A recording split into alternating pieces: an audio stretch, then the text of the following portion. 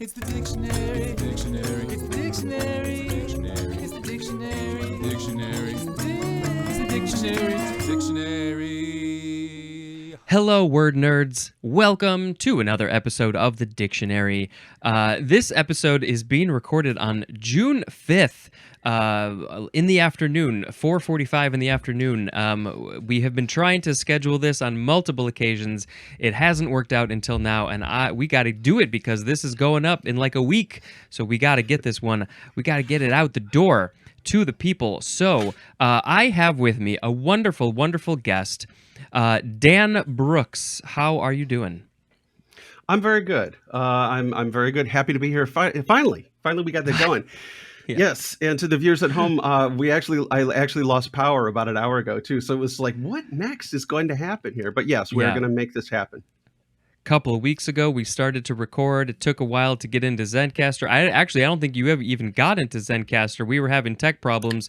I think we ended up trying Zoom, and then we had some other tech problems, and we're like, nope, we got to push this back to another day. Yeah, we made it. much. We're here. So tell us a little bit about yourself and what do you do? Why do you have this fancy microphone set up? And maybe a little bit about why you're on this episode today. Sure. Well, I was a recording engineer, songwriter. I guess I'm still still songwriter. And so for about 14 years, my brother Jeffrey and his wife Teresa and I, we recorded. We had a recording studio, which was our own business, and kind of one of those things I kind of jumped into at a relatively young age, and it was a very fun experience.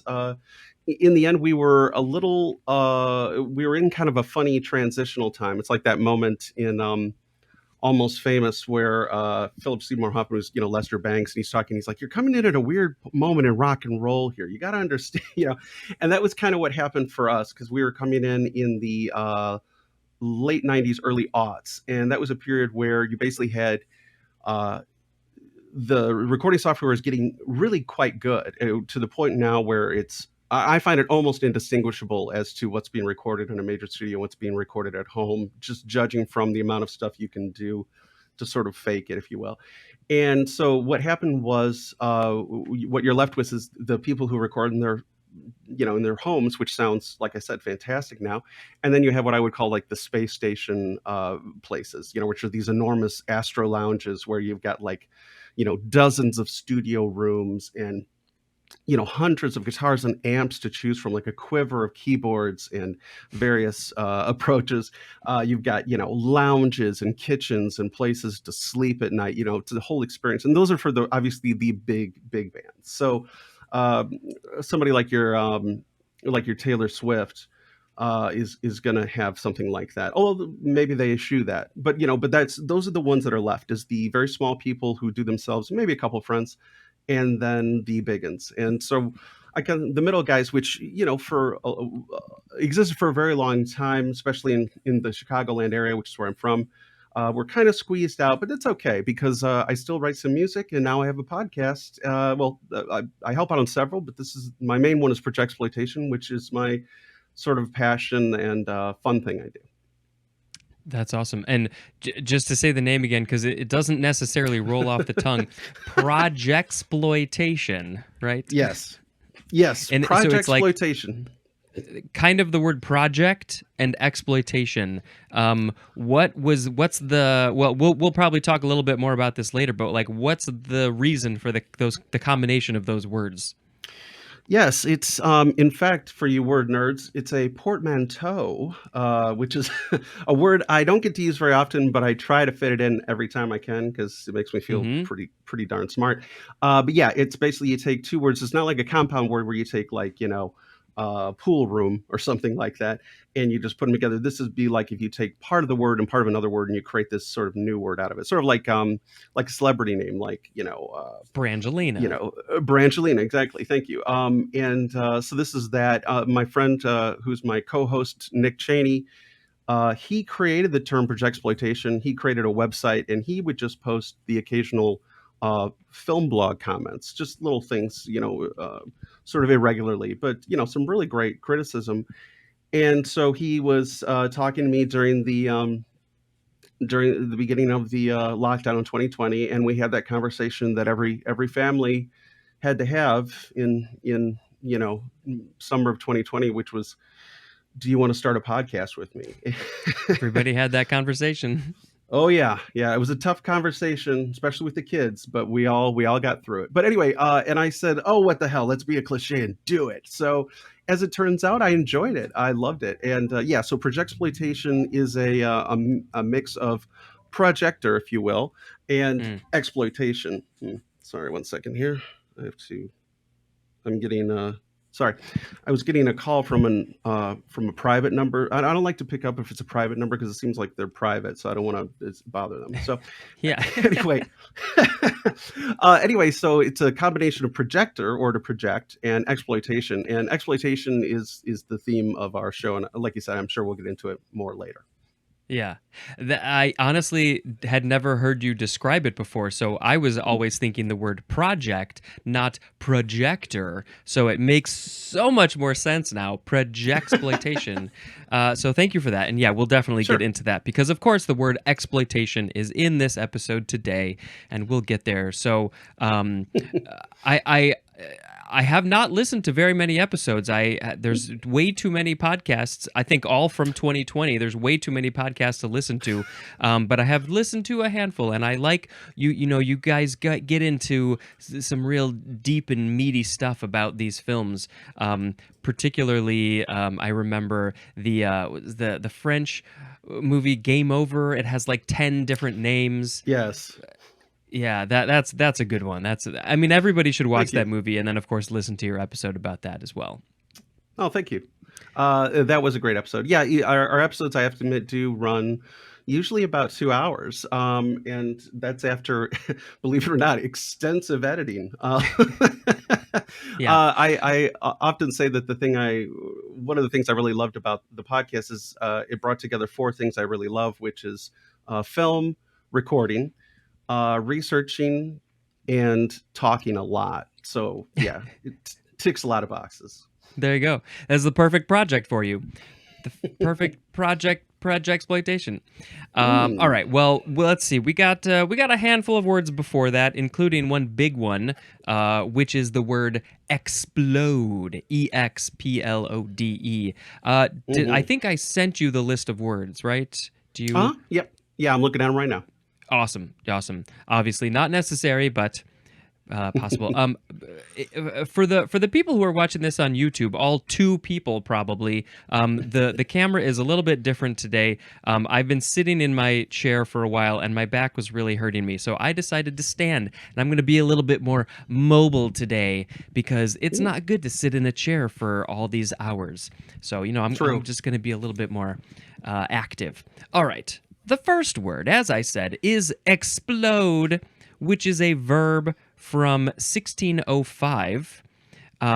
We are starting with transitive. Number one, which is archaic, is to drive from the stage by noisy disapproval.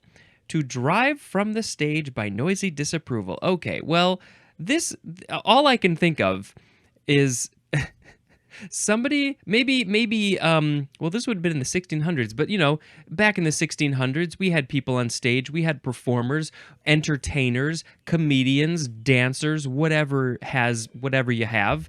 And if somebody, I think what this is saying is that if the audience was not happy with what was going on stage, then they would explode them by giving noisy disapproval. Dan, can you give me some good noisy disapproval? Oh boy, I have one I love, which is I have to say it and then I will explain because it's going to sound, but it's one where it's just somebody in the crowd going Dirk, Dirk, Dirk, Dirk, Dirk, Dirk, Dirk, Dirk, Dirk, Dirk, Dirk, Dirk, Dirk, Dirk.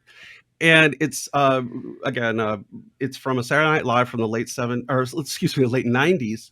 I think Scott Wolf from Party of Five was host. He's from New Jersey, and of course SNL's filmed live in New York. And it was just one of those funny things. I can't find it on YouTube or anything. I don't know if Really? Lorne Michaels just hates me personally or what. He was like, that Dan Jeremy Brooks looking for that. I'm going to thwart him in a big way. But anyway, but it's hysterical. It's just the opening monologue. And he comes out and he's chatting. He's like, I'm from Jersey, blah, blah, blah. And people are like, woo. And then pretty soon you realize there's actually a couple people from the cast in the audience who are pretending to be yes. from Jersey. And they're like, yo, what's up? And he's like, yeah, I'm from Jersey. They're like, we went to high school with you, man. Woo. And he's like, oh, I kind of, he's like, yeah, it's, I don't know. It's Bruiser and Rocky, man. You don't remember us? And he's like, oh, I guess I kind of remember. And they're like, oh, well, maybe you remember Dick. And like Scott Wolf, he essays so many emotions on his face for a second, then he's just like, oh, I definitely don't remember that. And it just goes from there. And for years and years, even to this day, again, my brother and his wife and I would do this all the time. We would be in separate offices in the same, complex, and we just down the hall. And so one of us would be like, Dirk, Dirk. So yeah, so that to It's me funny is, how yes. Saturday Night Live just they have so many good quotable things that have just stuck in our brains from when we were that supple age of teens to early 20s. We all Yes. have those for sure. Yeah, Sharon and I like to quote some of those early ones. That one sort of sounds familiar. I don't remember it specifically, but that's great. I'm so glad you had some noisy disapproval. And now Some I have been approbation. exploded. Yeah. Oh man. All right. Well, that's archaic. So of course we're not allowed to use it anymore. But I do think we should bring it back. I'm gonna explode you off the stage by saying dick, dick, dick, dick, dick, dick. I'm telling you, it's very addictive. No pun intended.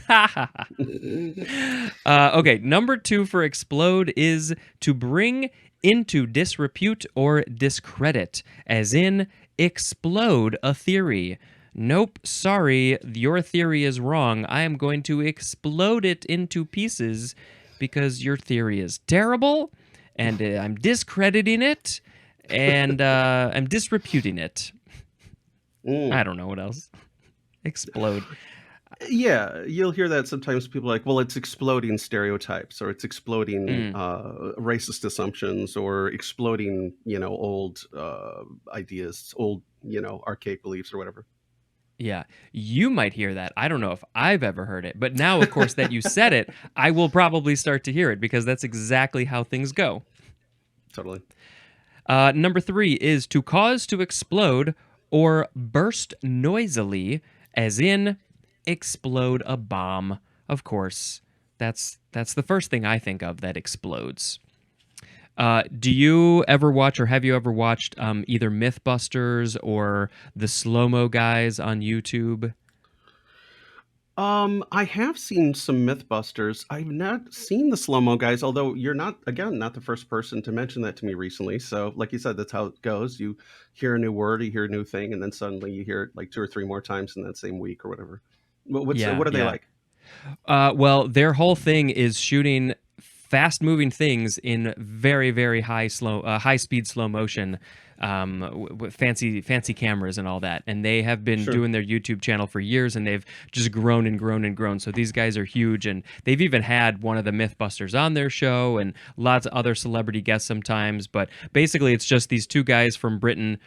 From England somewhere, and one of them lives in Texas now, and they'll just do the craziest, weirdest things just to film in slow motion. And there have been many, many explosions on their show, and of course, Mythbusters is known for all of their explosions.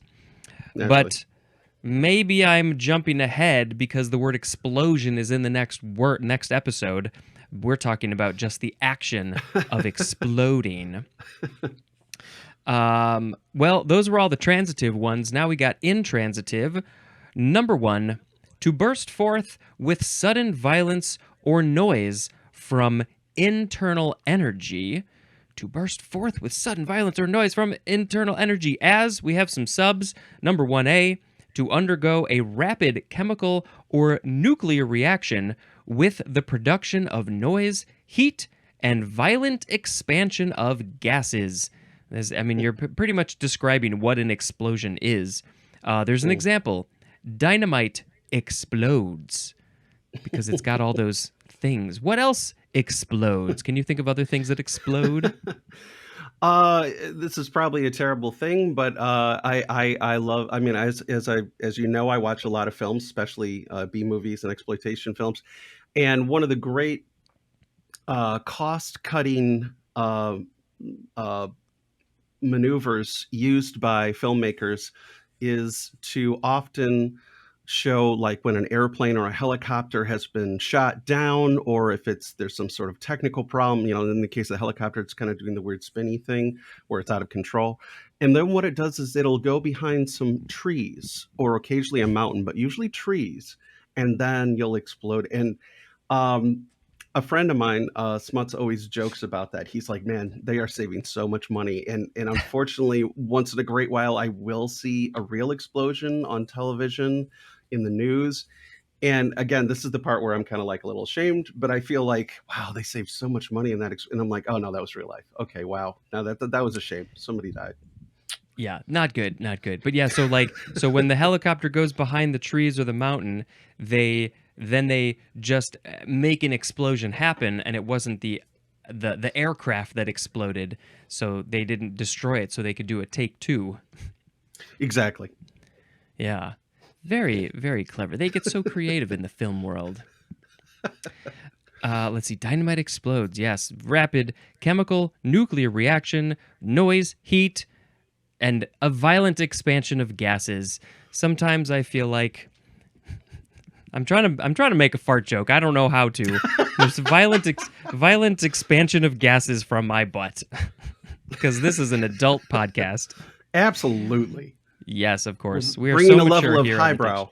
Yes. 1B is to burst violently as a result of pressure from within. Oh, come on. How can we not make another fart joke here? Burst violently. So inside, there is lots of pressure. A volcano has lots of pressure inside. And then when the pressure becomes too much, it explodes forth from the top, probably. And all of the magma and things go everywhere. Right. That's how they work. 2A, to give forth a sudden, strong, and noisy outburst of emotion, as in exploded in anger. Do you ever explode in anger or other emotions? I do, but not as much as I used to. I've found a trick, and actually, actually my trick is just sitting right over here. I particularly when I'm driving, I've decided that it's kind of unseemly to yell at other drivers, or especially if you got the window down, or you don't want to make the whole thing is it's bad form in general. So what I've realized is one way that I can avoid not being so angry and exploding so much in anger, as you will, is some years ago, my brother and his wife got me for Christmas this little stuffed prairie dog, not Not taxidermy. taxidermied. Yes, not a taxi, but anyway, actually, he's right here. I don't know if you can see him, but this is Durante, the prairie dog. And a lot of times, what I do is when I'm driving alone, because when I'm driving with other people, I'm pretty calm. I'm like, okay, I'm not gonna lose my shit around other people. That was just, again, it's unseemly. But So when I'm by uncouth. myself, it's very uncouth. It's uncivilized, is what it is. And basically, but when I'm by myself, sometimes I get lost in my head, and I'm driving, and then somebody does, and I'm like, "Arr, arr," and it's just, again, it's a bad habit to get into. And so, if I'm alone, sometimes I'll take Durante with me in the car, and he'll sort of ride shotgun. And oddly enough, I have found that if I'm driving and Durante, the prairie dog, is with me, I'm much less likely to lose my proverbial shit around, because I'm like, well, I don't want to embarrass Durante. I'm not. I mean, come on. I'm trying to. He's got a reputation to uphold. Right. I'm trying to clean it up here to be around this kind of quality. So yeah, that's He raises the bar. He does. But yeah, it does. Weirdly enough, it has a wonderful psychological effect. I'm sure there's some sort of psychological term for it, but I think it's hilarious that it works. And people probably think it's insane because once in a while they'll look in the car and they'll look inside the cabin and they'll be like, well, you know. But yeah, once in a while I'll be at a drive-through and somebody will be like, "Is that?" And I'm like, "It's not a real rodent, I promise you." But yes, so Um, exploding a lot less than usual. that's good. Thank you, Durante. Mhm. Is he named after Jimmy Durante? Oh, for sure. Yes, because of the Yeah. schnoz. I mean, he's not very There, self-conscious about it, I the think. side But view yeah, helps. Yeah. yeah. Oh, yeah, yeah. You get a much better idea. But yeah, Jimmy Durante is a major. I love that guy so much, and it just seemed like the perfect fit. That's awesome. I love doing this because whether or not I know the person, well, especially if I don't know the person, I get to learn all these fun little tidbits, nuggets about who they are and their life and stuff. So yeah, let's see what else I can learn about Dan today. That Hmm. he sometimes rides shotgun with he sometimes rides with a stuffed prairie dog named Durante in his car. I love it. Hmm. Some people they're like, "God is my co-pilot." I'm like, "Nope, Durante." Yeah, I guess and God too. I guess there's enough room for everyone. So yeah, Why you know. not? God Hmm. is God can fit anywhere. Hell yeah. He's like an octopus in that way. And he can probably pick any lock in the world like a goddamn octopus can. I just learned that Oh, recently. yeah, They're yeah, insane. totally. Yeah. They are. It's yeah. Anyway. Natalia and I had a conversation about octopi when we had the evolution episode. Because yeah, Ah. those things are crazy. Okay, let's see. We are at 2B, which is to move with sudden speed and force, as in exploded from the starting gate. Of course, we're talking about maybe horses or dogs or humans. Last night we were just watching. Do you ever watch It's Always Sunny in Philadelphia? I don't only Ah, because everyone I know loves it, and it's not that I'm being contrarian, but I all of my friends told me pretty early on. They're like, yeah, the characters in it are really really terrible people, and I thought, well, that's funny, but I was like, I'll get to it eventually. And so whenever I think to turn it on, I'm like, I don't know if I want to deal with that much terribleness today, even though I know it's really funny. So yeah, yeah. Well, I'd be curious if you start watching it. Let us know because sure. sometimes we've been watching through, like, I think sometimes we just start in a random spot. So we started in like season 9 recently, and we're like now in season 11. Just sometimes if we want something light, we'll put it on light. But the reason I bring it up is because a night or two we turned it on, and it was this episode where they were on a mountain skiing, and near the end the gates open, there's a race happening, and one of them explodes out of the gate, and the other one, who is not as experienced in skiing, just sort of shuffles his way out very very slowly. He did not explode out of the ski gate. I thought it was very funny. But yes, you watch did the that two of show. them oh well did the two of them think it was going to be a race, or was one of them under the Oh impression it was a yeah, race no, and the it other was one was like, I'm not gonna disobey you? no, it was definitely a race. It was one who's experienced and one who is not experienced. That was the problem. Yeah. Love it. Oh, such a great show. Okay, number 3. This is to increase rapidly, as in the example, the population of the city exploded.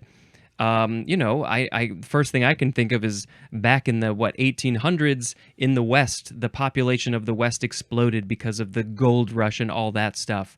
Do you have any examples that you can think of a city exploding or Hmm. something increasing rapidly? Boy, I'll have to think about Putting that. you on the spot.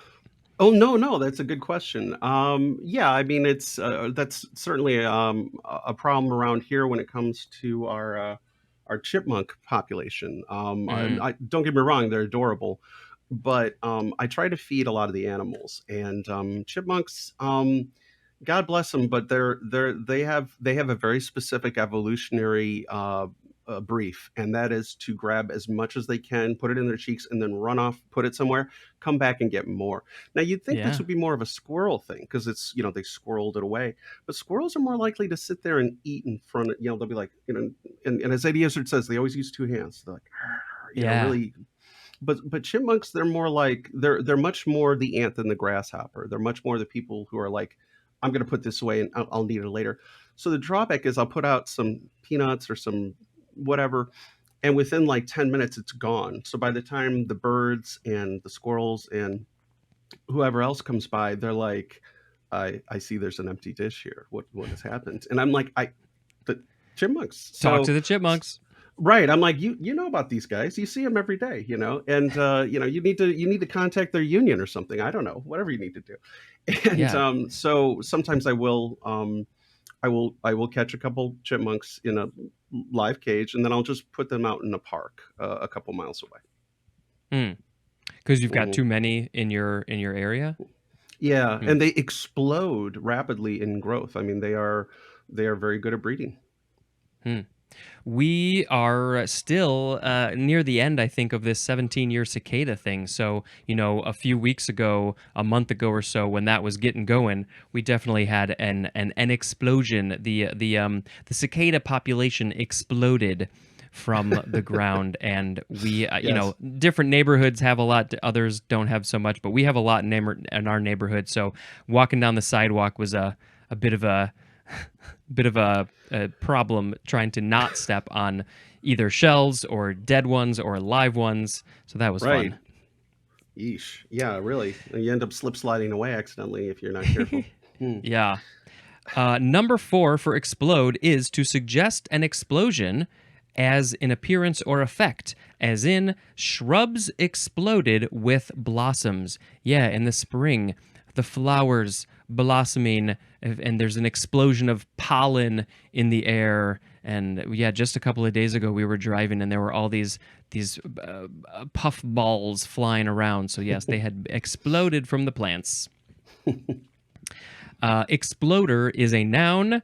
And real quick, we'll look at the etymology, which says this is from the Latin explodere, which means to drive off the stage by clapping. That's where this word comes from. What?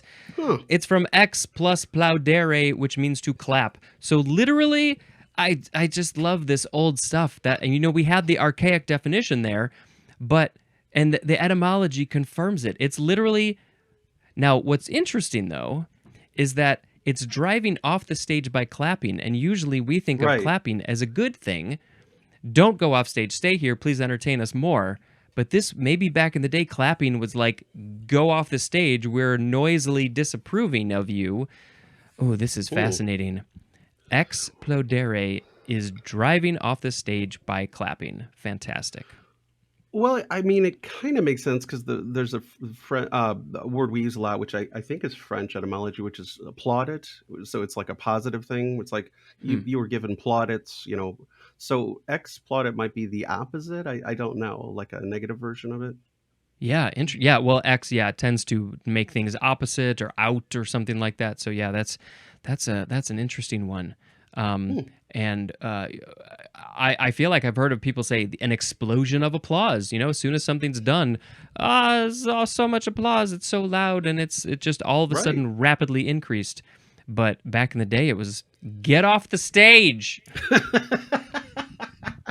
That's it's interesting because you wonder, well, if clapping wasn't the way to show approval, was it just strong silence? Like, Yeah, what was it? mhm, Right. mhm. You were very kind to come to our event a couple of days ago, and luckily I Yes. was not exploded off the stage when I was emceeing the event. Right. No, you were great. Oh, And thank you. you did, and I did love your start up, your beginning. You're like, hello, word nerds. Nope, Eh, it's not this one. I really chuckled at that. I loved it. So, I'm glad at least a couple of people got that joke. oh yeah. Me and Heidi were Yeah, chuckling, definitely. nice. Hmm. Okay, next thing is, can you please make a sound effect with your mouth? Any sound, the Hmm. first thing that comes to your mind. Hmm. Eat, Eat. Nice. Okay, eat. that's what we're gonna do. That's gonna be the sound effect for this episode. Thank you. Excellent. Sure. Yeah. Okay, the next word is exploded.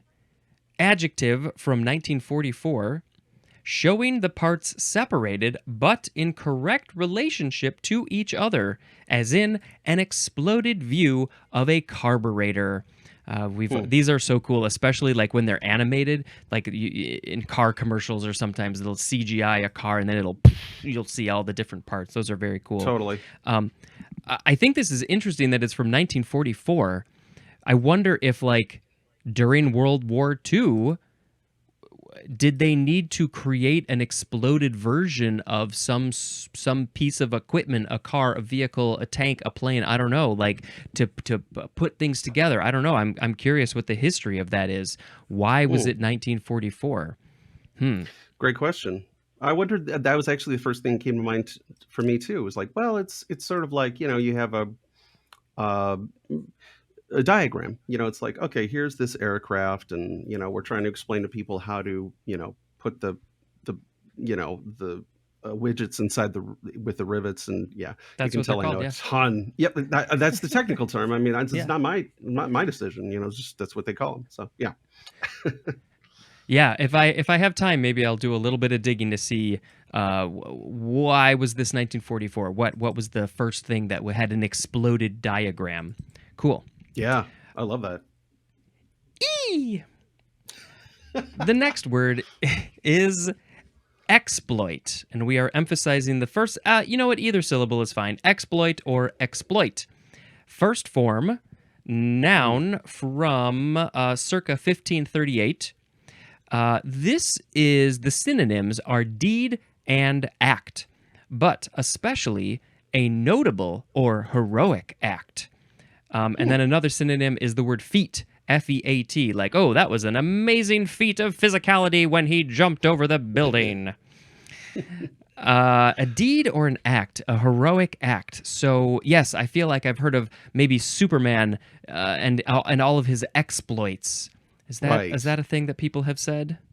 I would say so. Yes, yes. You'll Yeah. hear that all the time, I think. Yeah, his yeah, exploits. Yes, or I suppose to an extent you could say it. I know for those of us who do a fair amount of gaming and the like, you'd say, oh, this was an exploit, or this is a side exploit, or something like that. Yeah. Yeah. A notable or heroic act. Yeah, and I definitely would want to emphasize the first syllable for this one, exploit. The other way is fine too. This word is from the Middle English, exploit, or a couple other forms of that, which means furtherance, or outcome. Interesting. That's kind of it, an outcome. Yeah, so like the thing that you did, the outcome of that heroic act would be the exploit, I guess.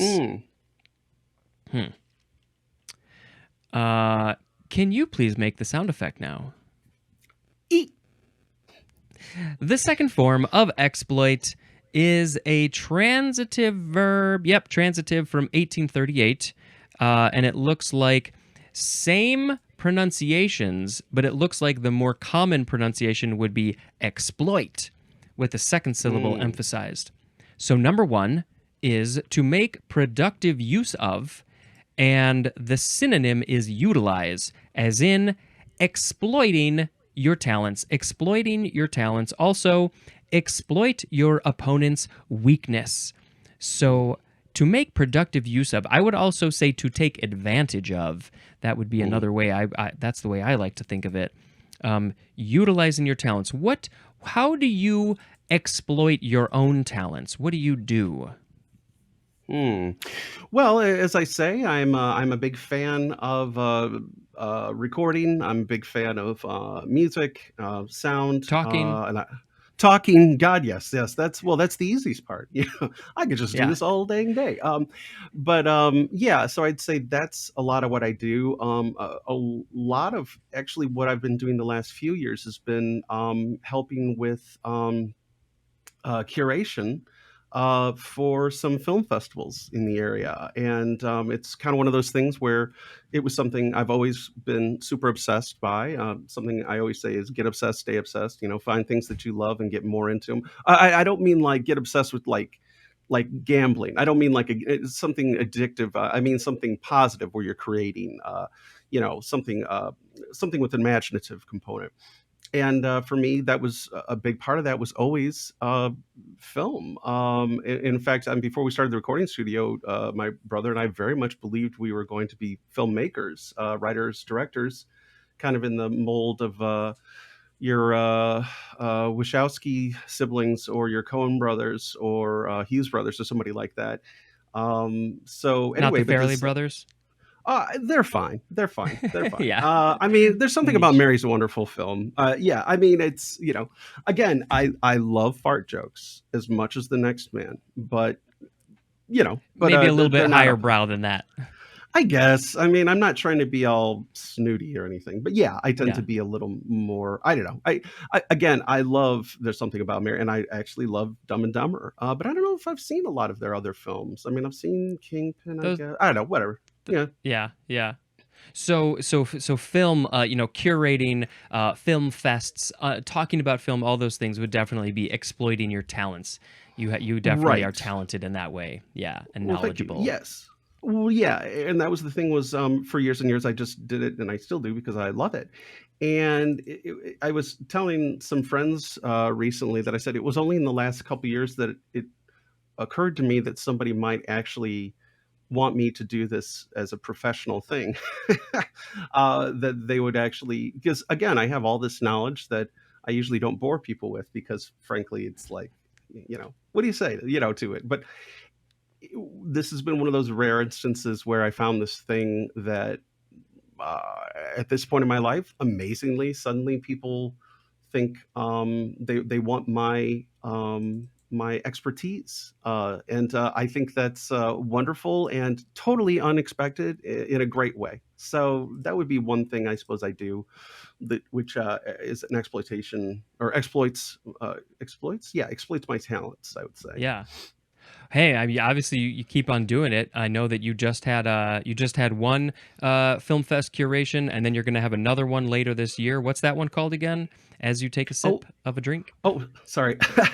Well, the one we just did was called the Mulligan Film Festival, and it was the first annual. I think we are going to be doing a second one because we already have several people submitting. And Cool. it's my friend Ramsey Miller and I co-created it, and it's in Aurora, Illinois, which is where I live most of the time. And it was just a very small couple hours of films, all short films, mostly local. And we call it the Mulligan Festival because it was for people who we felt like were, who we had seen. Ramsey and I had done a fair amount of curating the last few years for other film festivals. And we felt like sometimes we'd have something we really liked, particularly something that was kind of technically daring or unusual. And we felt like, oh, it's a shame this didn't make the grade. It was maybe just a little too outside the parameters of this film festival or whatever, outside the purview of what they wanted. And so we said, about 6 months ago, we said, well, wouldn't it be fun to do a new one where we just do stuff for, whoever the people we liked that we feel like wasn't seen or was underseen. And so eventually we settled on saying, well, it's like we're giving everybody a mulligan. So it became the Mulligan Film Festival. And that was the one we had Another a few shot. weeks ago. Another shot, exactly. And then the other one that's coming up is the second annual City of Aurora, City of Lights Film Festival, which was in, November of last year. So I don't know exactly when it's going to be this year. I'm guessing probably November or October of 2024. But it was that was very good. It was basically it was an evening and then a day. So it was a Friday night sort of big premiere, and then 3 theaters the next day, that Saturday, running concurrently. So and I've just been tapped to be part of it again. So I'm very excited about this year. Is there a theme? Not so much for the City of Aurora one. We've talked about it in the past, but it seems like it's more just contemporary work. It doesn't have to be local, although sometimes it is, because that gives us the wonderful opportunity of having people come in and you can actually do, a Q&A with them, which is, I absolutely adore doing Q&As with people. And apparently a few of my compatriots do. So they were like, Andrew Carlin, who's the head programmer for City of Lights last year and this year, he said to me last year, he's like, so I'm thinking, would you be interested in doing a couple of Q&As? And I'm like, oh, sure, I love it. I love doing Q&As. And he's like, great, you can do all of them then. Because I don't want to do any more than I absolutely, not that he doesn't like the people, but it's not his forte. And for me, it's like, it's Exploit one of my your talents. Exactly. It's one of my favorite parts. I love talking to creatives. I love talking to artists. I love asking questions that other people don't ask them, and it's great. I absolutely love it. That's awesome. Yeah. Um, I know that was a bit of a tangent, but when it comes to films, I definitely want to talk about that and wanted to learn more. And so, hey, this is airing in June of 2024. You got plenty of time to plan your trip to Aurora in November of 2024 to go see the film fest. Absolutely. Okay. I think you still got time. You can still be a writer and a director of films. Oh, You got a whole lot of time ahead of you. It can still happen. well, that's very kind. Thank you. It may happen. I mean, God knows I've seen enough movies that I feel like I've had a kind of an informal education. I mean, I've taken Oh some film yeah. classes and stuff over the years, but yeah, yeah. My brother Jeffrey keeps saying, we still could do movies, and I'm like, I know the technology is so much more incredible now and so much cheaper. I mean, you can do so much without. I mean, we tried to do a feature film when I was a sophomore and junior in high school. It was about a 2-year project. And of course, that was ridiculous. I mean, I should have started with like a short subject, little 3 minute, 5 minute piece. But no, I had to be crazy. And so yeah, I mean, it's a massive undertaking, but yeah, you never know. We'll see what happens. You just got to write it. That's all. That's step That's number right. one. Write it. Yeah. True that. Number two for exploit is to make use of meanly or unfairly for one's own advantage. So, I said the first one was taken advantage of. This one is definitely a lot more taking advantage of. The example is exploiting migrant farm workers. And yes, that Mhm. is definitely a place where you would use that word, exploiting them.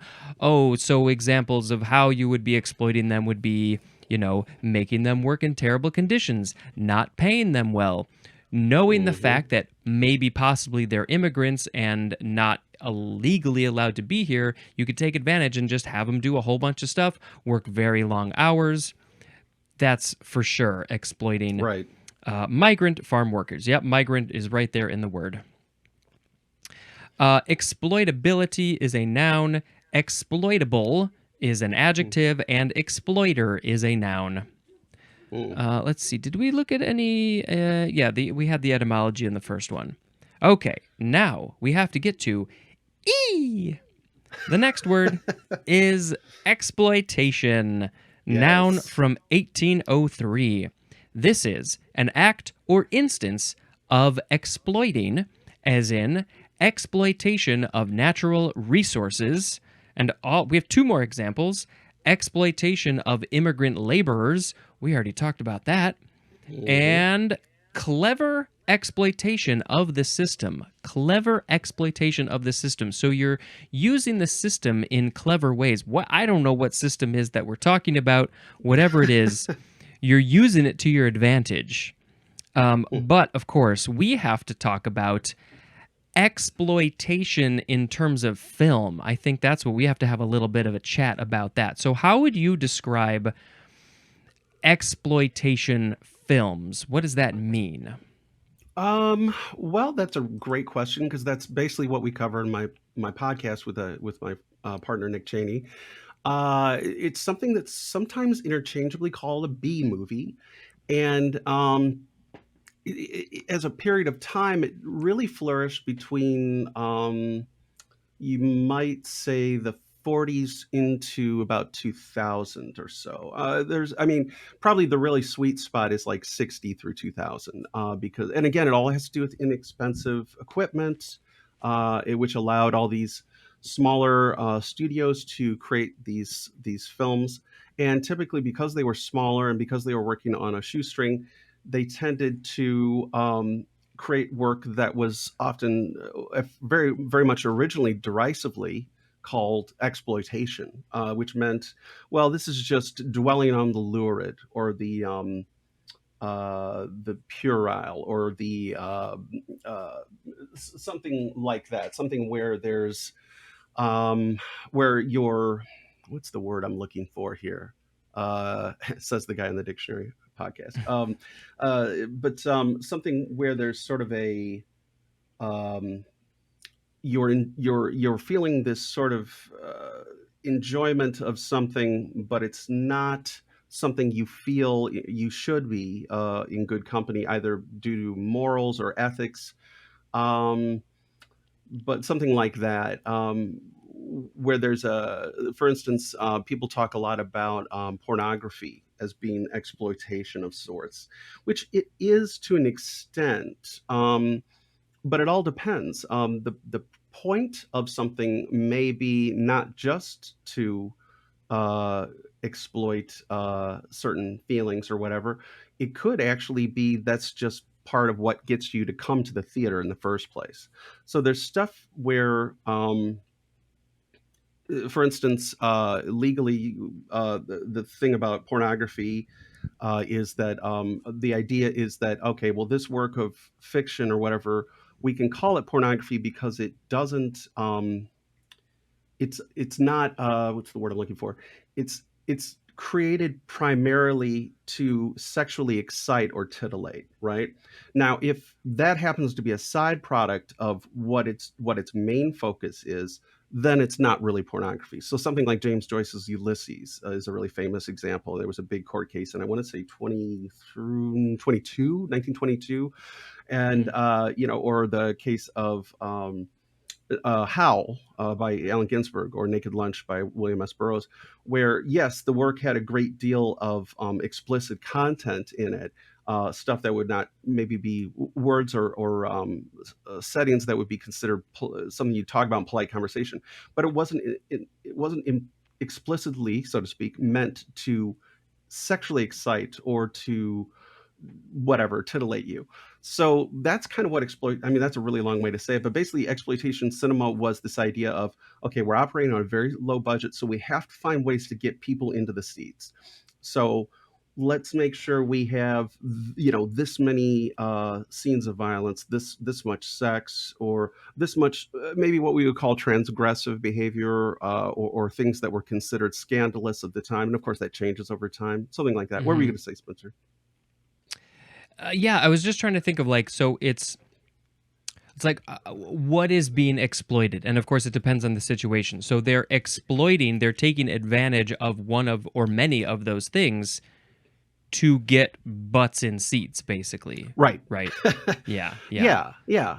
And that's the thing is, one of the interesting things that Nick and I realized early on was that a great many of these films have a lot of artistry and contemporary social relevance, and it's because of the fact that they were created under such limited budgetary circumstances that there was a lot of what we sometimes call benign neglect. You would have a filmmaker, because the idea was not just the idea for them to be profitable is you had to make a lot, and so certain companies would be like, they would specialize in certain, like like a Japanese studio would be like, okay, we're only doing this kind of juvenile delinquent picture, and this kind of yakuza picture, and we're going to do this many a year. So you would have just an incredible array of talent and filmmakers who are churning out 4, 5, 6 a year, sometimes more, as directors as actors and writers, etc. So, but the thing is because so many were going through the door so fast, as long as you ticked certain boxes, like, okay, you gotta have this, and this, you often were not given much oversight, because who can keep track of all the stuff you're putting out? You can't go to the set every day and make sure the director is doing things right. You just go, Yeah. you look, you release the movie, you're like, oh, did this good to business? Okay, we're going to keep you on for another couple films. And so what often happened was these guys would create something like a great example of this is, I think it's 52 or 53. Fritz Lang, who's one of the great cinema artists, he fled Nazi Germany. He literally had a meeting with Joseph Goebbels, and who was like, "We really liked Metropolis, excuse me, we really liked M. We'd really like to have you come work for us." And he's like, "Huh, interesting. Well, let me think about it." And he literally ran home, packed, and fled. And it was like one of those things where they should make it into a movie, because apparently it was a harrowing escape. He had to hide in in one of those rail car berths, where you go to sleep at night back when and he had to hide in there and all this other stuff. Came to America, had to start over, and he did a ton of great films, but a lot of them were in what was called film noir, which is one of the great exploitation or B movie genres. Even though at the time there was no word for it, it wasn't a genre; it was just a crime movie or a juvenile delinquent movie or a policer or something like that. And so Fritz Lang comes to the U.S.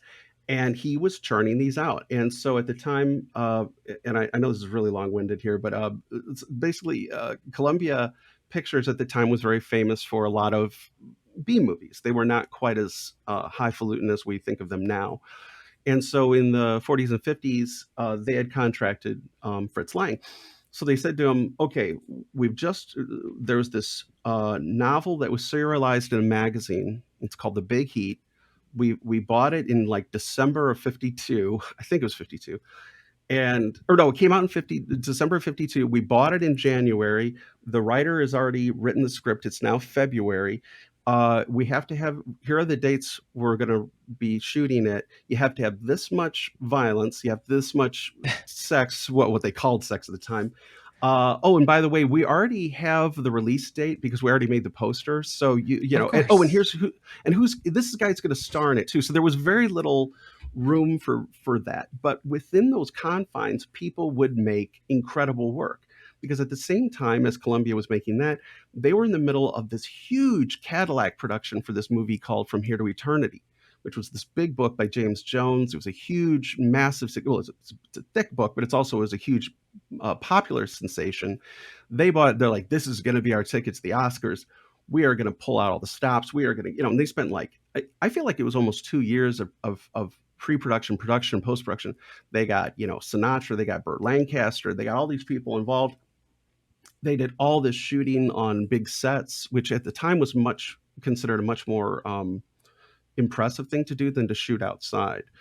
Shooting on a set was considered better because you could control the environment, while something like The Big Heat, which was made at the same time, was shot largely outdoors or in real life places because that was kind of lowbrow trash. That was like, yeah, whatever, And so now From Here to Eternity did go on to become this enormously successful film. It won a slew of Oscars, and it's still very well regarded today. It's a very good film. But The Big Heat, which Columbia didn't really pay much attention to because they were so preoccupied with getting this big Burt Lancaster vehicle done, that they didn't really pay that much attention, like I said. And so Fritz Lang created this incredibly stylish, tough-minded, very unusual film with I think one of the first real honest to God almost anti-heroes. I mean, he's not quite an anti-hero, but he's close to the edge. And he was able to do this stuff, the lighting, the editing, everything about it was so amazing that's now considered an enormous classic in its own right.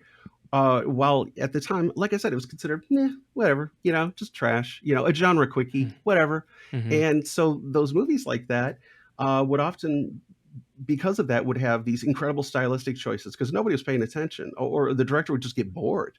You're doing like 5-6 movies a year, and after a while, you're like, all right, well, maybe I'll shoot this scene without any setups. It'll just be like close-ups, or maybe I'll shoot it and the lighting will be really weird here, where like you can't see anything in the background, just the faces, whatever. And so out of this came these incredible, almost avant-garde or experimental touches that you would have never gotten away with during the old studio system because you had a million people watching you, had all these bean counters, you had all these guys going, oh, no, you're straying from the formula slightly. No, you don't. But because these guys were left, as I say, in sort of benign neglect, they were kind of allowed to do a lot of what they wanted, so long as they ticked those boxes. You got to have this much, this much of a car chase has got to be here or whatever. And so you'd have that. And then you had people who, because they were made quickly, you'd have a film where you could actually make a film and to put it out within like maybe 3 or 4 months of like a major political event or a major social event. So say you wanted to do a film about, or you wanted to touch on something like, I don't know, the Suez Canal crisis or Cuban Missile Crisis or one of those crises, you could do a film that sort of alluded to it even a few months later. While these big movies, I mean, it would take sometimes years to get these things. They were very slow moving. And again, they were much less likely to take a chance and have a very progressive or very unusual political viewpoint to them, because they wanted to get as many, as you say, butts in the seat. Yeah.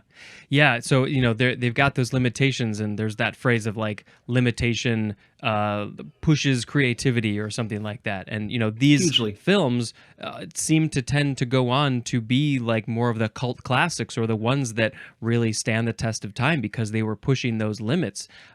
This one specifically, I don't remember if I've ever seen it. I mean, I've definitely heard of it, but I don't know if I've ever seen that one. So I got to put that on the list. I looked it up. The tagline for this one is vice, dice, and corruption. Ooh, So that's great. good.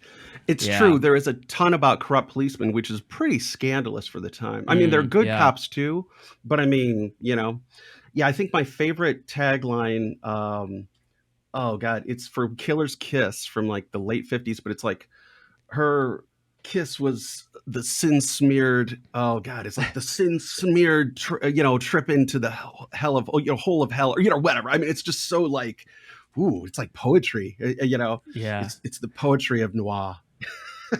Ooh, that one's Stanley. I will see if Yeah. tagline. Ooh, exposed the mobs, malls, and mayhem of New York City's clip joint jungle. That's at least one of the taglines. There could be more. Oh, that's good. Oh, yeah, here. Her soft mouth was the road to sin-smeared violence.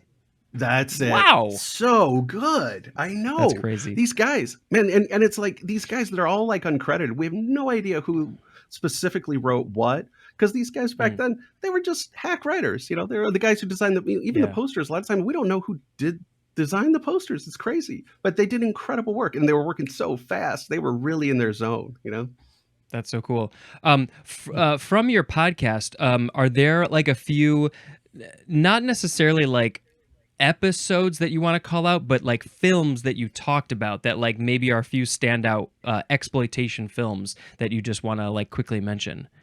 Sure. Yeah, I mean, one of the things that's really fun about exploitation is it's not any one genre. It's very elastic, and it doesn't have to be part of a style or a movement or even an era. And so for us, it was exciting because we were like, we can literally do, dozens, we could probably do, over 50 or 60 episodes. Oh yeah. I mean, but before we even would get to a point where we're like, oh, we're doing another Western, it's like there were so many subgenres. I mean, you've got Ausploitation, which I said, which is Australian, which is Aussies with guns, basically. You've got Nunsploitation, which is, believe it or not, a subgenre. You've got Hagsploitation, which is not the nicest term in the world, but that was sort of the thing that kind of came out of whatever happened to Baby Jane, that kind of thing, where you'd have older women who were very treacherous or whatever. Obviously, there's Blaxploitation, which was this enormous flowering of talent and creativity in a very short amount of time. I mean, all these African Americans were being employed both behind the camera, in front of the camera. They were writing, they were directing. So there was a lot of that. So that was kind of the thing, is we thought this is like an endless array of exciting films. And it's in each time we do an episode, it could be something vastly different than the last one. I'd say some of the big ones we talked about. Our first episode's Death Race 2000, which was produced by the late Roger Corman, who just died a few weeks ago. And that is an absolutely brilliant example of a movie where it takes something that's sounds extremely, doesn't sound like a very promising subject for a movie, where it's like, in the future, elite celebrity sportsmen drive around in cars and hit people for, run over people for points. And you're like, okay, yeah, that sounds pretty exploitive. I mean, that does sound like we're just watching people get killed for no reason. That's pretty disgusting. But it actually has so much to do with media and sports as violence in sports, and dystopia, and the distraction of violence on TV as a way to keep us from rising up against a dystopian landscape. So, and it's also hilarious. I mean, there's some scenes that are so funny, and it's very dark humor. So Death Race 2000 is a great example of that. I think that's David Carradine, I want to say. David Carradine. Sylvester Stallone is in it. Yeah, that sounds fun.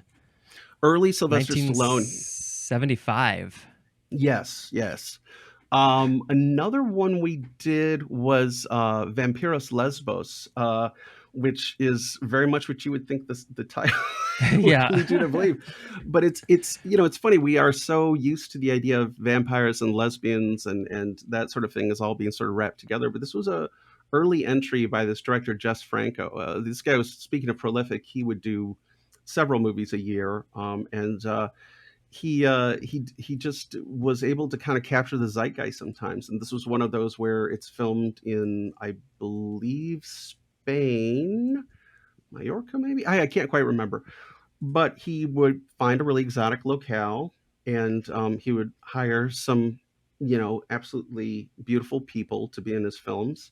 And out of it came this film, which again, it doesn't sound like it has the most promising storyline, but it's absolutely wonderful and artistically exciting. But and it's also, it is very titillating. I mean, there's definitely, if you're a heterosexual man or a gay woman, you're gonna be like, "Oof, yowza," So you're gonna be Yeah. like, "I need to dab my forehead here," that kind of thing. And that's the thing that's being exploited is, attractive, sexy people.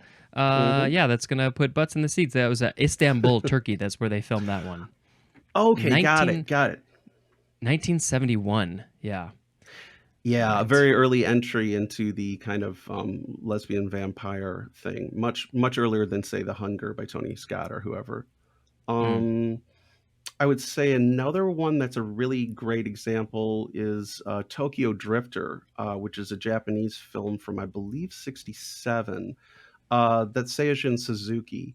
And I'm not going to go into it because it would take forever. But you listen to the episode. But the Yeah. story of his creation of it is so brilliant because it was again one of those examples where he was cranking out 5, sometimes 6 movies a year, and they were all in the Yakuza genre, what they called the borderless action cinema, which meant it wasn't any particular time or place. It was like a weird amalgamation of like 5 different decades, but it was never any Mm. one decade. Sort of like if you watch the show Archer, you're like, well, what time period Yes. are we in here? I love that.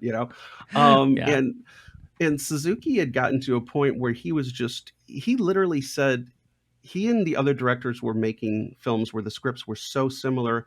He was actually legitimately concerned he was going to make a movie that was almost exactly like somebody else's there. And they weren't going to know till they got done. So he would go to the other sets all the time and he'd be like, oh, how are they filming the love scene in this? Okay, I'm going to film it totally different. I'll have to remember Mhm. that.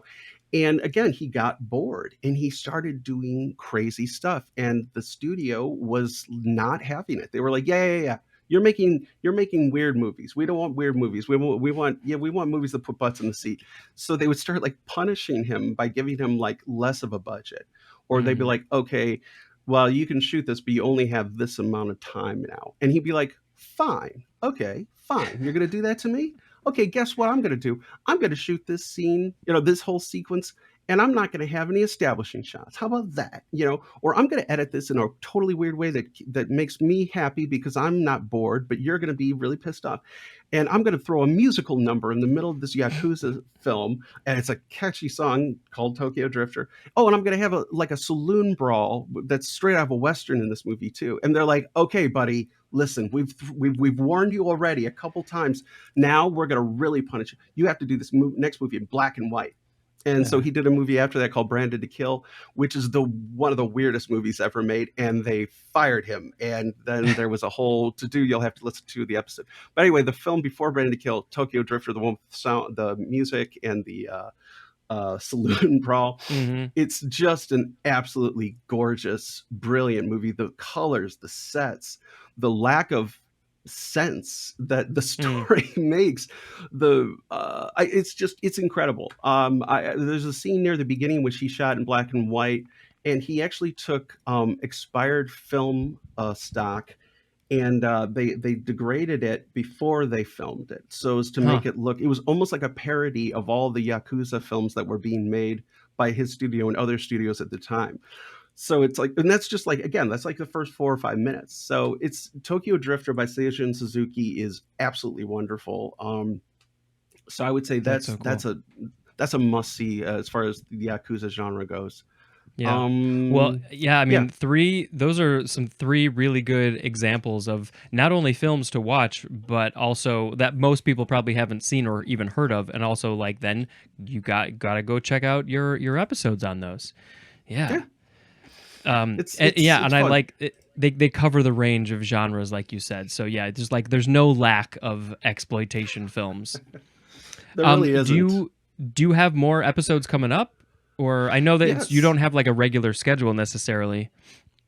Right. Yeah. I mean, I honestly, I'm in awe of the way that you're able to be so disciplined and so put together, and how you schedule all this. I mean, for the dictionary, I'm just, for me, it's like, I'll have some downtime. So Nick and I will be like, well, let's record some episodes, because we have no, like you said, there's no lack of ideas for episodes. We're constantly like, we already know what our next probably 20 or so episodes are going to be. Wow.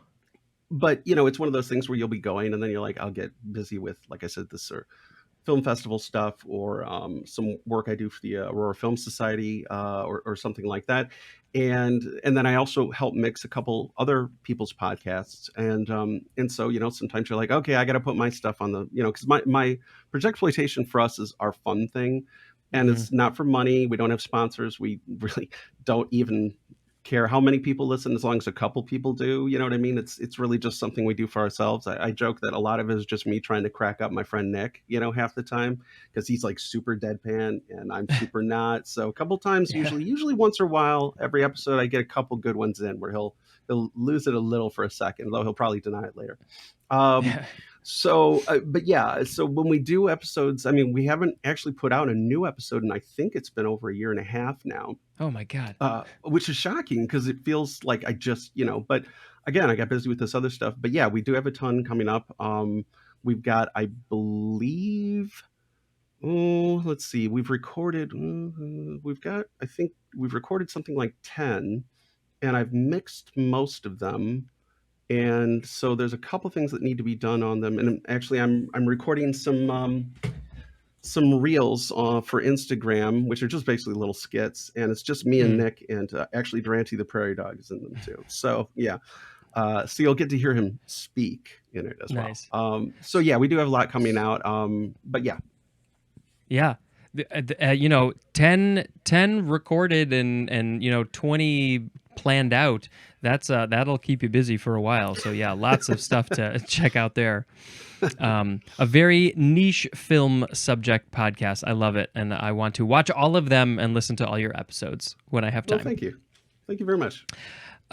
Did we cover exploitation? I think maybe we did. I Pretty think well. so. Yeah. I mean, I don't Yeah. think there's. I mean, one thing I guess you could say about the word exploitation, which is interesting, is that it's a lot like so many words, like where it's what's the word I'm looking for? Sometimes it's called semantic drift, but in this case, it's not a drift. It's like a lurching towards a different meaning. For instance. And again, I still feel uncomfortable using the word, but you hear people using the word queer cinema. Because when I was Mm. growing up, that was definitely not a nice thing to say to somebody. But because it's been reclaimed and rebranded by them, by the LGBTQ community, it's become this word like, well, you can't insult us with this anymore because we've taken it back. And I think exploitation, not just the original despairing use of it, but also just the fact that so many of these films that we used to consider works that were incredibly misogynistic or sexist or racist or ableist or just mean-spirited. Some of them, as it turns out, there's a lot of subtext to them, and a whole generation of critics, starting in the 70s, but especially now, there's been a real flowering of fascinating content, both online and in various film magazines, which I would really recommend to people. Check out Cineast magazine, Little White Lies, which is a British magazine. It's kind of hard to find, but it's beautiful and brilliant. And that sort of thing. But my point is that I found that the word exploitation is typically a negative, like you said, to exploit migrant workers because they don't have recourse to the law or whatever. But in this case, I've found, and it's been kind of exciting to see people, especially people of color and women, kind of changing the meaning, the idea of sometimes what you'll hear is what Clover, I can't think of her first name. She's a great film critic. She created the term the final girl. and that sort of idea in horror, and kind of reclaiming that meaning from, oh, sex equals death and virgins are the only ones allowed to survive. The meanings have become more manifold. There's so many more ideas now. There's a great quote from Mariana Colleen I just ran across recently, where she says the purpose of horror serves as entertainment, but horror at its core is thematically about anxiety. You watch your most absurd fears manifested on screen and you feel better because since someone else made this thing, that means they have demons too, and so maybe you're not as alone as you thought you were. Yeah, that's just like one tiny little aspect of that whole world. Yeah, that makes a lot of sense. Carol Clover was the one who termed Final Girl. Yeah, and when you bring up the word queer, I agree. It's we are of a similar age, and I remember that Simpsons episode that had John Waters on it, and he said queer, and Homer's like, and that's the other thing. You took that word. That's our word for you. But you took it and turned it around. Yeah. Oh, Homer. I love it. Yeah, and I feel like that was the beginning of that evolution, and yeah, so it's what this word that used to mean one thing has now been changed and embraced by either a community or society or whatever it is. Yeah. Oh, so much good stuff about exploitation. I got a lot of homework to do. I got a lot of movies to watch.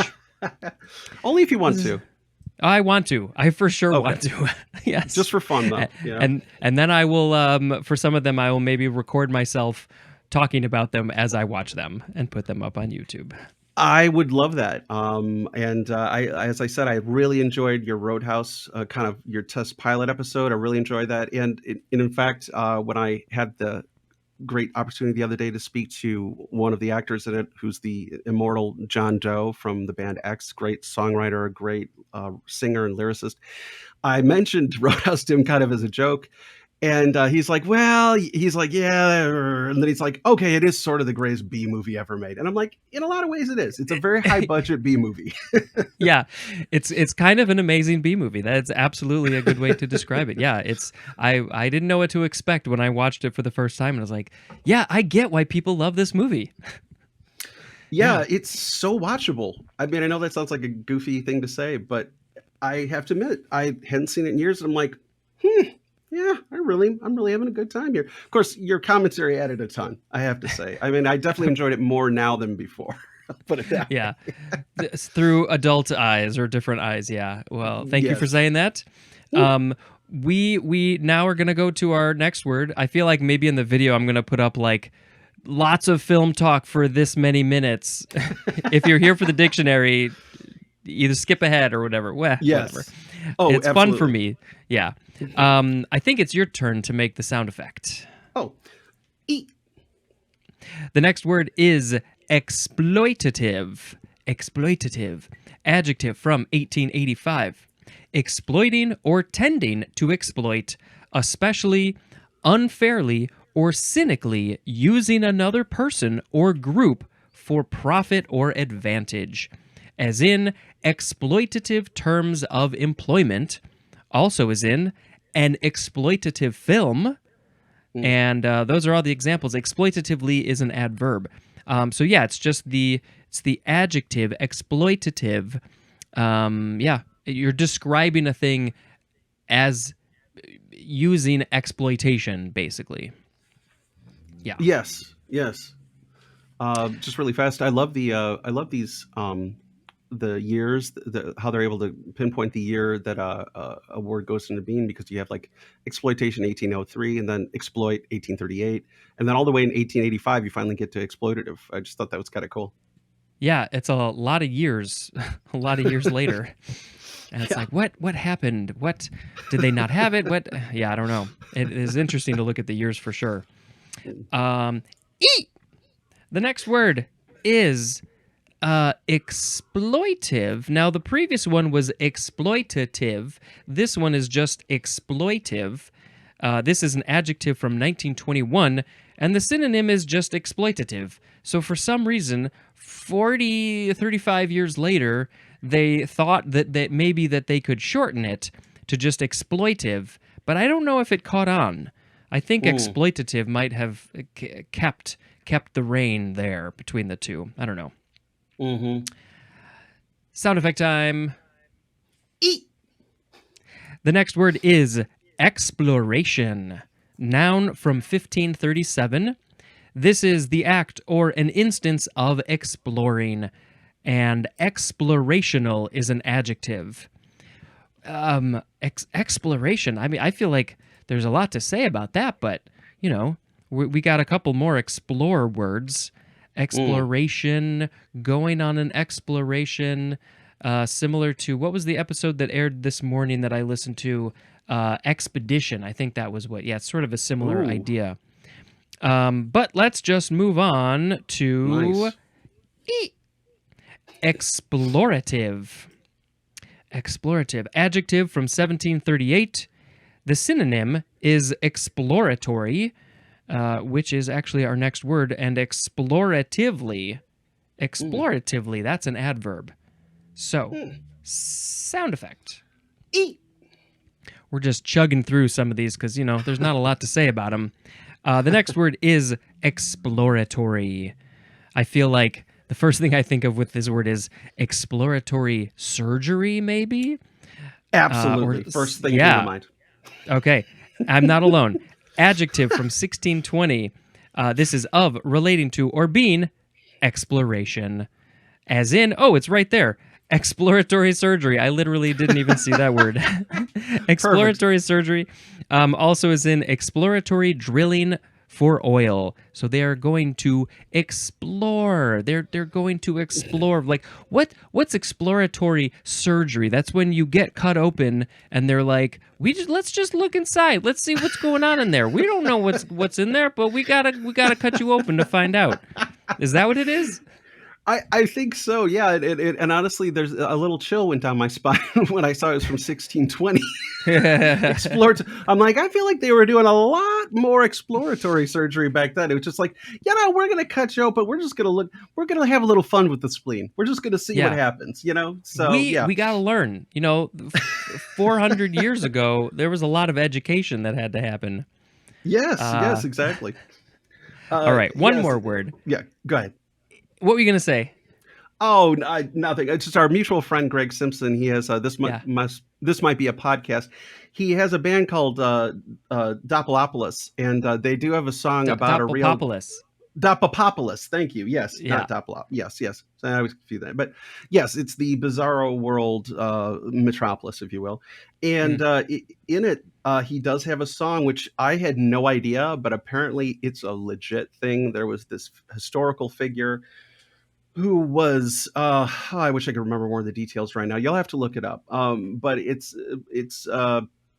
this guy was doing all this things where he convinced some volunteer that he knew that he allowed him to cut him open, and he would put things inside of him like vegetables and various things, and then he wouldn't let the wound heal, and then he would.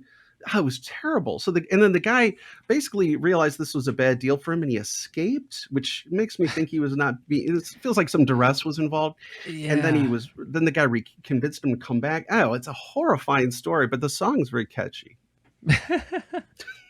That's the important part. Yeah, that's the important part. I'll have to message him to ask him what that song. Who is that person? Interesting. Now I'm so curious. Okay. Well, we're gonna go to our last word.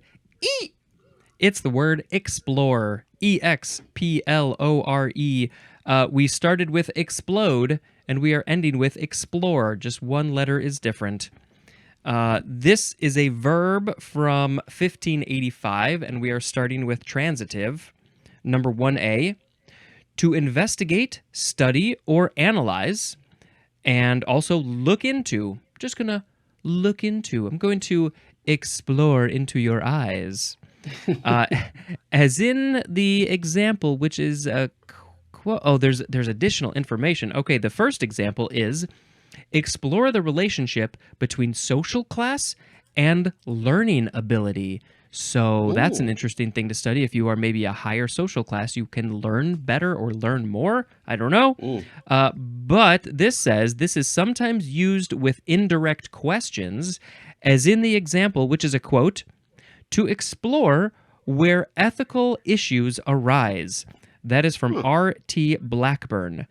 To explore where ethical issues arise. Well, there is no question, but I guess it's an indirect question.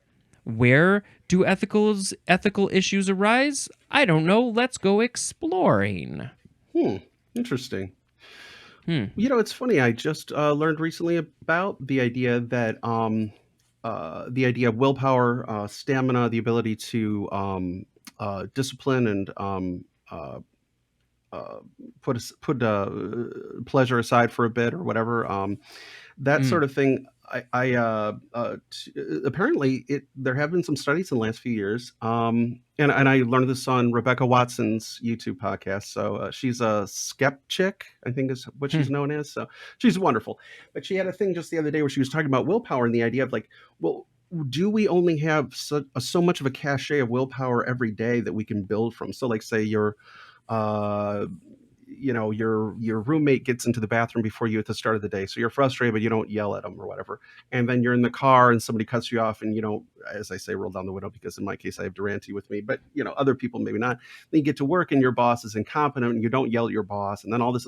So finally, when you get home, and you're ready to maybe sit down and read an improving book, as they say on Jeeves and Wooster, and you and then you kind of go, man, I am just all out of discipline and energy. I just need to sit down and watch. I don't know. It's Always Sunny. It's Always Sunny. Sure, perfect. Yeah, whatever the comfort food is, and apparently that has to do in part to glucose levels in our blood. Apparently when we show willpower or we defer pleasure or discipline ourselves, it does often take it depletes a certain amount of glucose, I believe is the word. I hope I'm not getting this wrong, but please check out Rebecca Watson's episode. It was just on YouTube a few days ago. But basically the idea is that it's anyway, the idea behind all this is a really long-winded way to say it.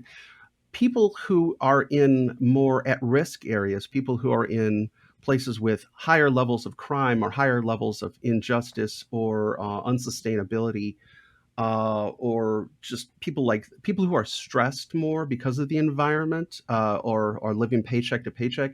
So people in a lower social stratum or lower class tend to be using more of their discipline, if you will. They have to. Events arise more often where they have to do that and have to use it, and so it's very difficult to say learn something at the same time when you're also balancing against that. And I thought that was interesting. So that can affect people's learning ability. They can affect people's ability to just simply sit down at night and read the newspaper or watch the news, because it's like, people who work 2 jobs or 3 jobs, when people are like, well, I don't know what's going on in politics. I'm like, I don't blame you, man. You're working a lot. And at the end of the night, sometimes you just don't have any more energy. You don't have any more discipline cash, if you will, stored up to just say, okay, now I'm going to learn about the issues with these guys who are running for president or whatever. Yeah, it makes sense. I mean, if you're dealing with things if you're dealing with problematic issues much more frequently in your life than other people, then that's going to have a huge effect on the rest of your life, in your relationships, in your job, and whatever it is. So, Absolutely. Oh, yeah, that's we could explore that for a while, but we don't have time. No. 1B is to become familiar with by testing or experimenting, as in test new cuisines. At first I thought that said test new cushions. Well, yeah, I would like to be a cushion tester. Ooh, Sit sounds my like a butt great down job. on those cushions. Yeah, right? Good work when you can get it, man. Yeah. Goldilocks was a cushion tester.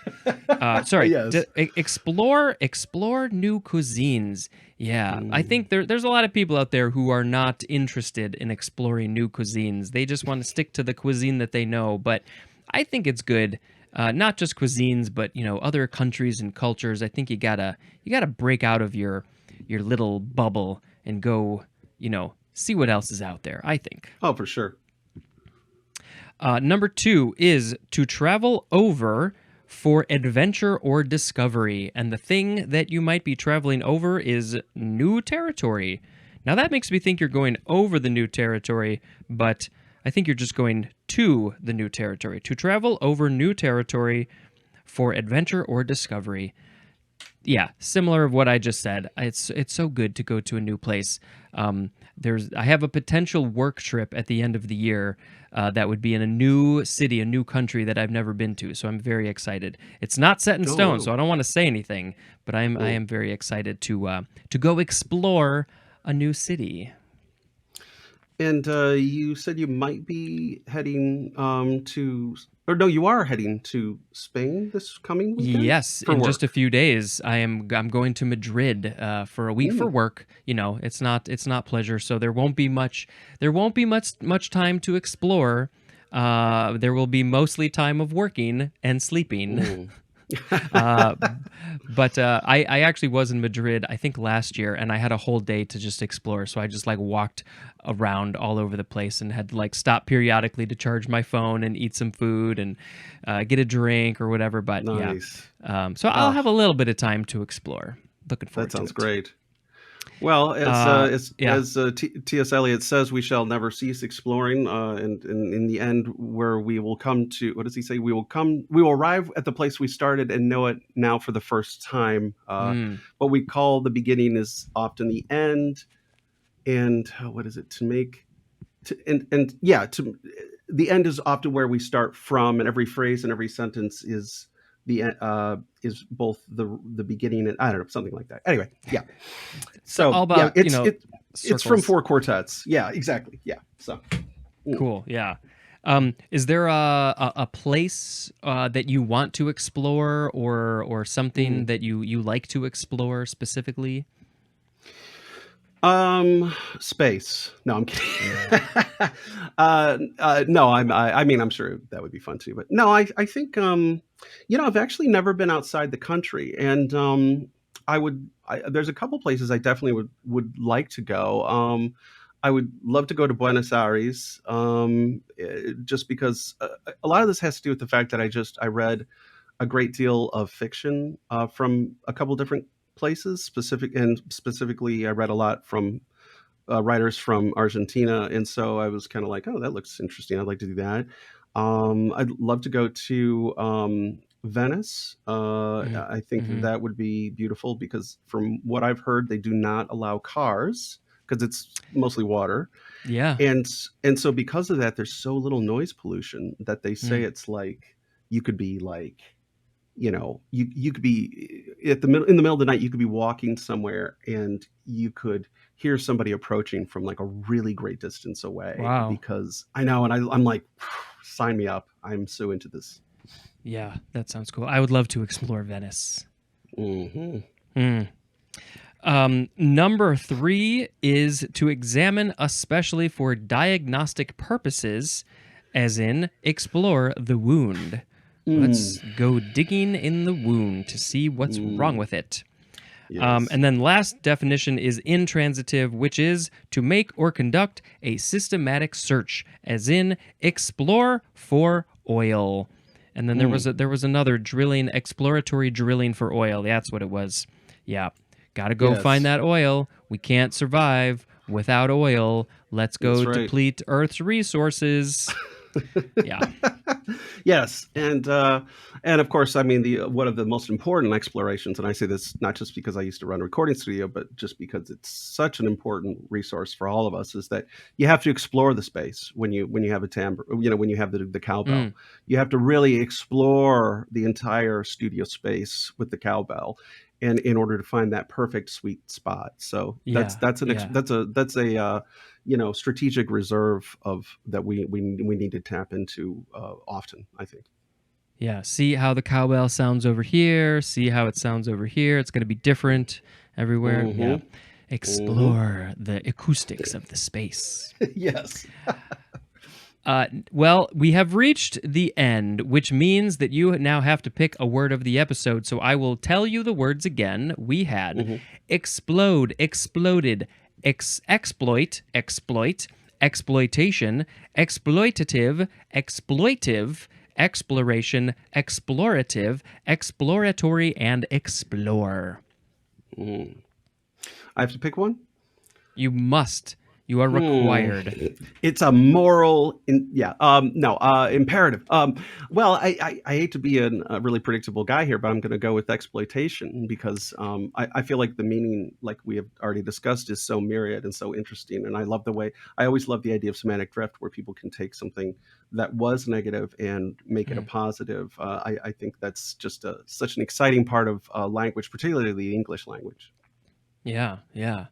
Off the top of your head, would you like to sing an extremely short song about exploitation? My song would be Exploitation Can Be Interesting, especially in film. I thought you meant terrible. like... No, that was actually pretty nice. No, I thought you meant like a song that exists, like, No, like just something off okay. the, just sing it. Let's see, exploitation. Though some would call it bad, it's not always bad if you do it the right way.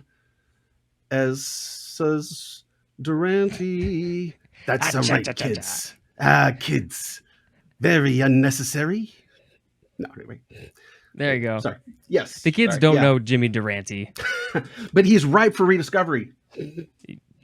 Yeah. I would be curious to see what he had back in the day. Originally though, I thought you wanted me to like literally sing you like a Union song, like, the Diggers song, or like, I don't know, Allentown by Billy Joel. I sing that all the time too. So yeah. Oh, maybe a 16 tons would be an exploitation song. You load 16 tons. What do you get? What do you get? For sure. That's right. They were definitely exploited. Yeah, that's the word. Right. Well, the guy had just been born and he's already, having to load all that number 9 coal. It's like, geez, Yeah, didn't even get a chance to like wake up and, get accustomed to the surroundings, so. Right. Just send him to the coal mine. Thank you for doing this, having some fun with this odd format. Just real quick, give us all your plugs in addition to the podcast. Anything else you want to plug? Sure. Well, I mean, obviously there's a podcast, so that's at projectsploitation.com.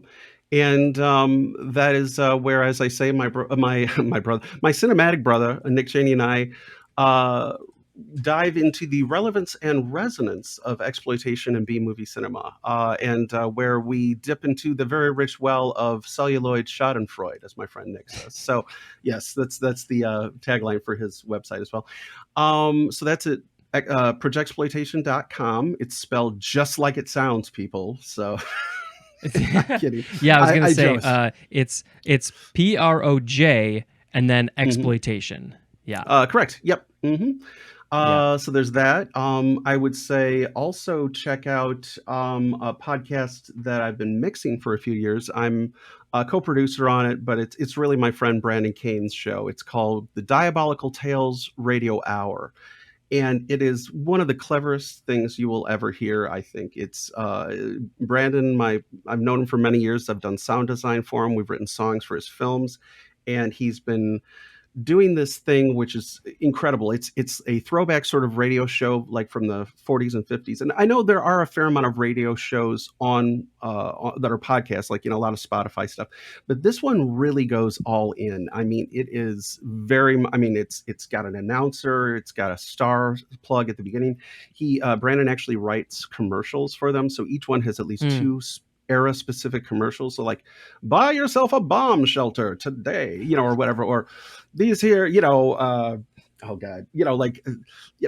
Chesterfields, but like, these cigarettes are good for you because of the cool mountain flavor, or whatever. And he has, and our friend Troy Sterling Nees, who's a brilliant composer, he just finished premiering the new version of Caligula, which he rescored from beginning to end. Apparently the movie is actually not too bad now because of the re-editing. But anyway, our friend Troy, who we've known for many years, he scores each episode. Each episode's about 22 minutes. And it's absolutely a blast. It's funny, it's clever, and it's also got a lot of heart, but there's a lot of like goofiness as well, and a lot of homages. And my friend Brandon, it's all set in the 30s, 40s, 50s. And so he's an incredible researcher. He'll, Wow. we'll be talking about an episode, and he's like, "Oh yeah, on that day in Washington, there was actually a really bad thunderstorm right next to the Washington Monument, and that's why I added that." I'm like, "Holy cow!" So like half the characters in there, I think they're fictional, and he's like, "No, that was a real scientist, that was a real guy, or this was a real FBI agent." I'm like, he's created this amazing world that I absolutely love. So it's called the Diabolical Tales Radio Hour. I have the good fortune to be a co-producer and to mix the episodes, and it's an absolute blast. Everyone has to check it out. That sounds fun. It's so fun. And again, it's not a big tax on your time. It's about 20 some minutes. He usually releases about 4 episodes. It's like a 4-episode plot arc, usually 4 to 6 episode plot arc. It's great. And and also, as I say, I've got the City of Lights Film Festival coming up. And also I am president, don't you know, of the Aurora Film Society. Oh yeah. And let me tell you, I rule with an iron fist. No, I bet you do. No, but it's a subscriber-based thing that we do. It's in which we show 12 movies a year, and just like a magazine. So you subscribe for the full year, and then every third Thursday, we will show a film at the Aurora Fire Museum, which is in Aurora, Illinois. So if you live nearby and you were unaware of the fact that there's a film society here, there is, because shockingly, Aurora, which is the second biggest city in Illinois, does not have an actual film theater that like they regularly show movies. So we're almost the closest thing. And so, like I said, we choose these 12 movies, and again, like a magazine, you kind of trust the people who make it, who curate it and edit it. And you may not like every issue you get, but you'll probably like it enough that you're like, well, that's cool. I saw something I wouldn't have seen. And that's kind of the idea, is we're trying to create a space for people, a community where people can watch films, whether they be classics or popular cutting edge films, but mainly movies that you just wouldn't see in a theater setting. Even if they're modern, you just wouldn't necessarily be able to find them, or better yet, you may not know to find them because you've never even heard of them, which is the hope. Yeah. Our tagline is movies you never knew you needed to see. So, and so we do, like I said, 12 a year, every third Thursday. And it's very fun. We're actually, right now it's June, so we're beginning the process of choosing the movies for 2025, believe it or not, because we have to get the licensing clearances for everything, and we have to get enough advertising ahead of time so people know. And it's a really fun and sometimes hotly contested project between the board members. There's 7 of us, and it's a really exciting thing because you never know what people are going to bring. What 6 movies are they going to bring to the show? You're like, oh wow, I would have never thought of that, or I've never heard of this, or whatever. So so that's aurorafilmsociety.org. If you're in the area, join up and see some movies that you didn't know that you needed to see. Yes. Perfect. Thank you again. I might actually be seeing you in a few weeks. We might be hanging out in person. So we'll talk more film at that point, I think. Absolutely. Awesome. I hope you guys enjoyed this film-heavy episode, and until next time, this is Spencer dispensing information. Goodbye.